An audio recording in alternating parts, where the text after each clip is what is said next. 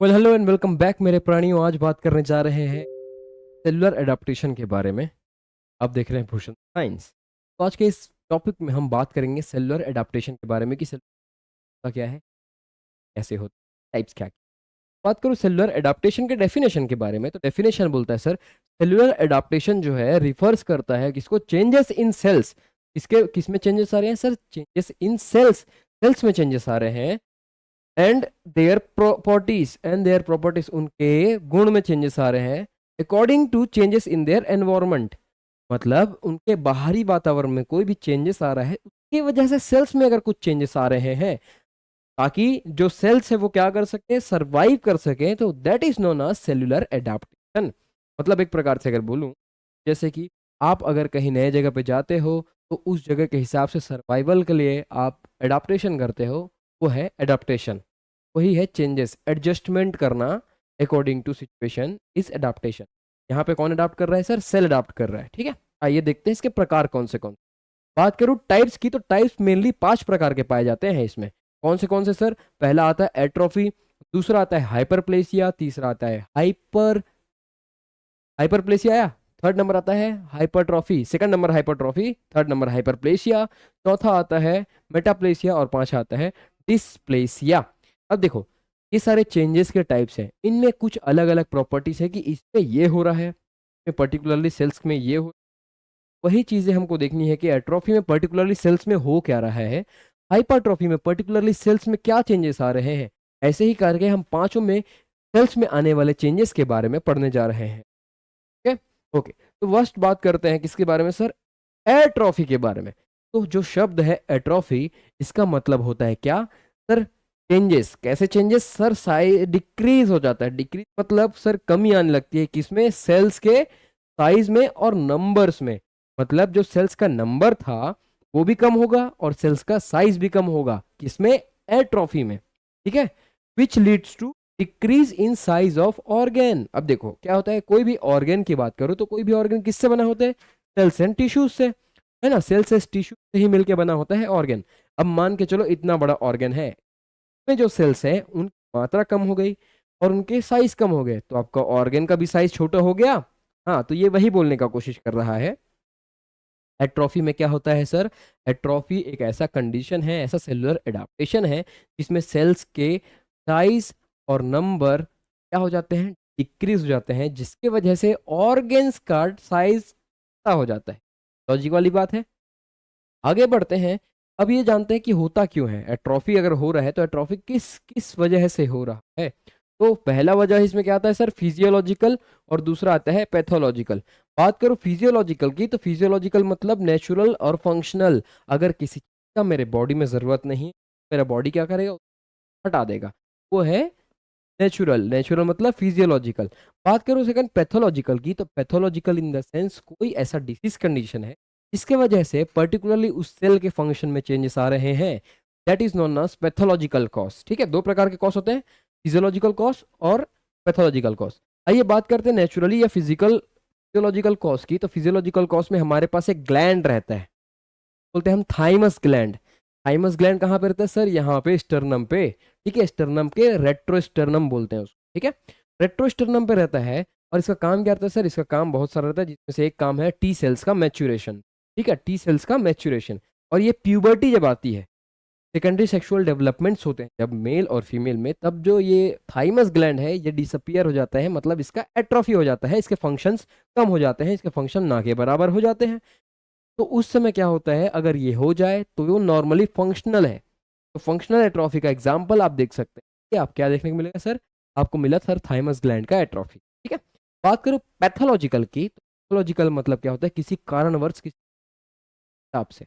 अब मान के चलो मैं नॉर्मल व्यक्ति, मेरे दोनों हाथ का चौड़ाई सेम है, अगर कुछ कारणवश मैं एक हाथ का इस्तेमाल लंबे समय तक ना करूं, है ना, जैसे कि अगर फ्रैक्चर हो गया या फिर इसमें नर्व्स कट गया तो पैरालिसिस में चला जाएगा। ठीक है, या मेरे को अगर हेमीप्लेजिया हो गया, एक तरफा लकवा हो गया, तो मैं क्या होगा, मेरे हाथ मेरे पैर का इस्तेमाल नहीं हो, और इस्तेमाल ना होने के कारण से इसके मसल्स है उसका साइज और से कम होने लगेगा। वहाँ पे जो मेरे मसल्स हैं उन क्या देखने को मिलेगा, एट्रोफी देखने को मिलेगी। ठीक है, वो आ जाएगा कौन सा कारण, पैथोलॉजिकल कारण। अब सेकंड नंबर की बात करते हैं। सेकंड नंबर होता है हाइपर ट्रॉफी। में क्या लिखा है, हाइपरप्लेशिया लिख दिया है क्या? चलो कोई बात नहीं, हाइपर ट्रॉफी लिख लेते हैं। सेकंड नंबर की बात करते हैं किसके बारे में, हाइपर ट्रॉफी के बारे में।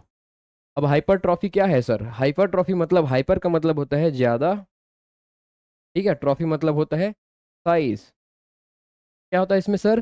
सेल्स का साइज जो है वो बढ़ जाता है। ये हाइपरट्रॉफी, हाइपरट्रॉफी मतलब बढ़ जाना किसका? सेल्स का साइज का। ठीक है, आइए बात करते हैं एग्जाम्पल की। फंक्शनल की बात करूं क्या, फिजियोलॉजिकल?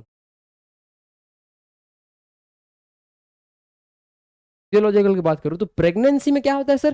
सर प्रेगनेंसी में जो यूट्रस है उसका साइज बढ़ जाता है। छोटा सा यूट्रस रहता है 60 ग्राम का, वो 60 ग्राम का यूट्रस फूल करके 1000 ग्राम का पहुंच जाता है, लगभग 1 kg का हो जाता है। तो उसको क्या बोलते हैं सर? एग्जाम्पल के लिए, एग्जाम्पल की बात करूं, uterus enlargement in pregnancy.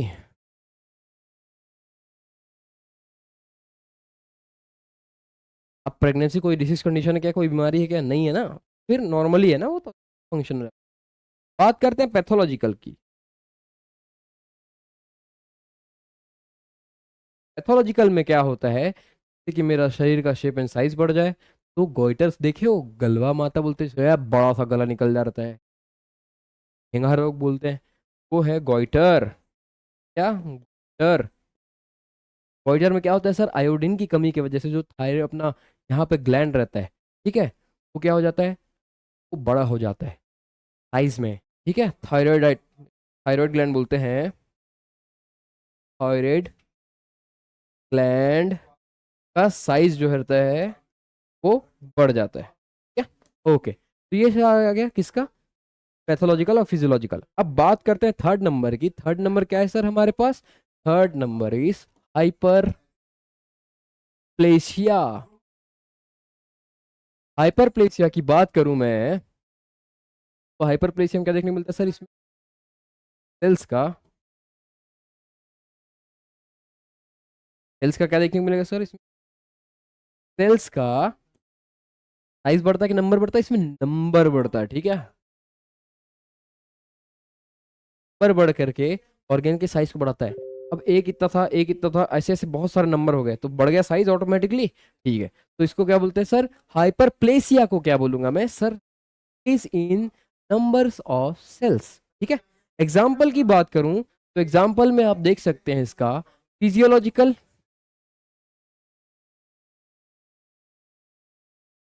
And pathological.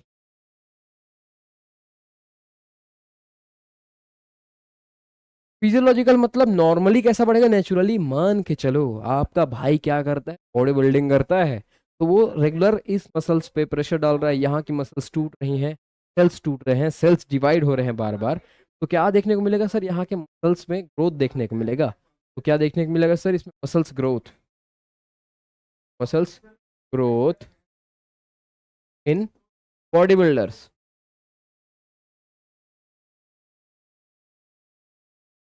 Pathological की बात करूं, किसी डिसीज कंडीशन के कारण अगर सेल्स का नंबर बढ़ जाए तो उसको कह सकते हैं क्या? Example, benign prostate hyperplasia. Benign prostate hyperplasia मतलब क्या होता है? जो मेरा प्रोस्टेट ग्लैंड रहता है, बिनाइन चेंजेस आ जाते हैं, उसके सेल्स का नंबर बढ़ जाता है, उसका साइज भी बढ़ा देखने को मिलता है। ठीक है, तो क्या देखने को मिला सर? जो बिनाइन है, प्रोस्टेट है, बिनाइन चेंजेस आ गए और सेल्स के नंबर बढ़ गए। ठीक है, बिनाइन प्रोस्टेट हाइपरप्लेशिया बोला जाता है जिसको। बात करते हैं फोर्थ नंबर की, जिसको बोला जाता है मेटाप्लेशिया। मेटाप्लेशिया क्या है सर? मेटाप्लेशिया की बात करूं तो मेटाप्लेशिया क्या है? एक इरिवर्सिबल चेंज है in which one differentiated cell is repeated और रिप्लेस्ड बाय अनदर सेल। ठीक है क्या सर? मेटाप्लेशिया की बात करूं, ये है क्या? एक जो सेल रहता है डिफरेंशिएटेड सेल,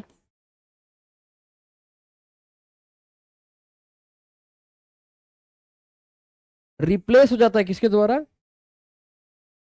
सेकेंडरी सेल्स या किसी दूसरे सेल्स के कारण रिप्लेस हो जाता है। ठीक है, इसको रिप्लेसमेंट बोल सकते हैं। मेटाप्लेजियम क्या हो रहा है? रिप्लेस हो जा रहा है। ठीक है, लास्ट की बात करें, लास्ट में देखने को मिलता है डिस्प्लेशिया, ये ज्यादा इंपॉर्टेंट है, तो ठीक है।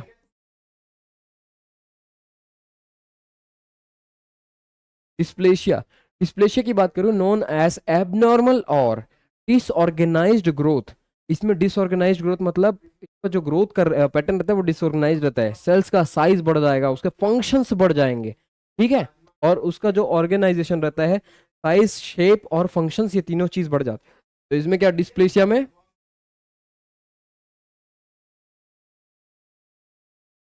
चेंजेस सेल्स शेप इस पर फंक्शन में वृद्धि हो जाना को क्या बोलते हैं सर, डिस्प्लेशिया। ठीक है, एग्जाम्पल के लिए बात करूं तो इसका एग्जाम्पल है कैंसरस चेंजेस।